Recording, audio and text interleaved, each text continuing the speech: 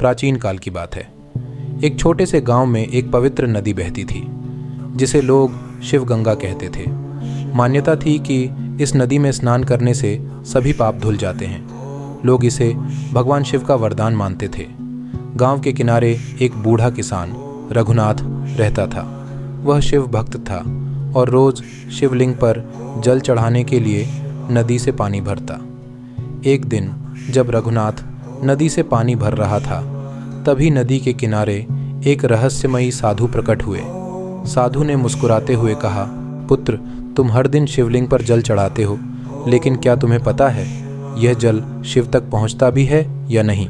रघुनाथ चौंक गया और बोला, महाराज, मैं तो बस अपनी श्रद्धा से जल चढ़ाता हूँ। शिवजी तक ये कैसे पहुँचता है, ये मैंने कभी नहीं सोचा। साधु ने कहा, यदि तुम्हें यह प्रमाणित करना है कि शिव तुम्हारी भक्ति स्वीकार कर रहे हैं, तो तुम्हें एक परीक्षा देनी होगी। रघुनाथ ने सहर्ष परीक्षा के लिए सहमति दी। साधु ने कहा, सामने जो पर्वत है उसकी चोटी पर एक प्राचीन शिवलिंग है, वहाँ जाकर जल चढ़ाओ, लेकिन ध्यान रखना जल की एक भी बूंद रास्ते में गिरे नहीं। रघुनाथ ने एक मिट्टी के घड़े में पानी भरा और पर्वत की ओर चल पड़ा। रास्ता कठिन और पत्थरीला था। चढ़ाई करते हुए उसका पैर फिसलने लगा, लेकिन उसने अपने घड़े को संभाल लिया। जब वह चोटी पर पहुंचा तो देखा कि शिवलिंग अत्यंत तेजस्वी है।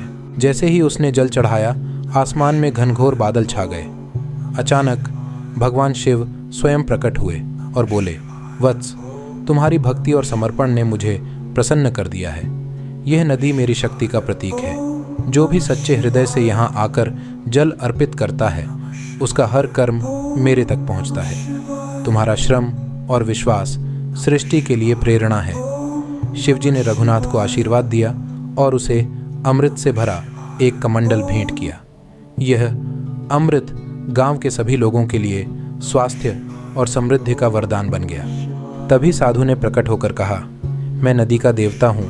मैंने तुम्हारी परीक्षा ली ताकि तुम्हारी भक्ति को और अधिक उजागर किया जा सके। तुम्हारी कहानी युगों तक लोगों को प्रेरित करेगी। गांव में लौटकर रघुनाथ ने पूरी घटना सुनाई। तब से लोग न केवल नदी का सम्मान करने लगे, बल्कि उसकी पवित्रता बनाए रखने की शपथ भी ली। रघुनाथ के गांव लौटने के बाद गांव वालों ने उनकी बातों को ध्यान से सुना और उनके अनुभव को अपने जीवन का मार्गदर्शन बनाया। शिवजी के दिए हुए अमृत से गांव के हर व्यक्ति ने स्वास्थ्य, शक्ति और समृद्धि प्राप्त की। लेकिन रघुनाथ ने सबको एक महत्वपूर्ण संदेश दिया। शिव की भक्ति केवल पूजा में नहीं, बल्कि अपने कर्मों में है। जैसे नदी का जल सबको जीवन देता है, वैसे ही हमें अपने कार्यों से संसार का कल्याण करना चाहिए। यह नदी शिव का प्रतीक है और इसकी पवित्रता बनाए रखना हमारी जिम्मेदारी है। गांव वालों ने मिलकर निर्णय लिया कि वे कभी भी नदी को प्रदूषित नहीं करेंगे और उसकी रक्षा के लिए हमेशा तत्पर रहेंगे। धीरे धीरे शिवगंगा नदी की महिमा दूर दूर तक फैल गई। लोग वहां आने लगे, न केवल अपने पाप धोने के लिए, बल्कि यह सीखने के लिए कि सच्ची भक्ति का अर्थ है दूसरों की सेवा करना और प्रकृति की रक्षा करना। रघुनाथ का नाम युगों तक अमर हो गया और जब भी लोग शिवगंगा नदी में स्नान करते, वे यह महसूस करते कि वे शिवजी के चरणों में बैठे हैं। यह कहानी हमें यह सिखाती है कि भक्ति केवल ईश्वर की पूजा में नहीं, बल्कि जीवन के हर छोटे कार्य में होती है। तो दोस्तों, कैसी लगी ये कहानी? अगर आपको ये प्रेरणादायक कथा अच्छी लगी हो तो लाइक करें, शेयर करें और हमारे चैनल शिव चिंतन कथालय को सब्सक्राइब करना ना भूलें। हर हर महादेव, जय शिव शंकर। अगली कहानी में फिर मिलेंगे। तब तक के लिए ओम नमः शिवाय।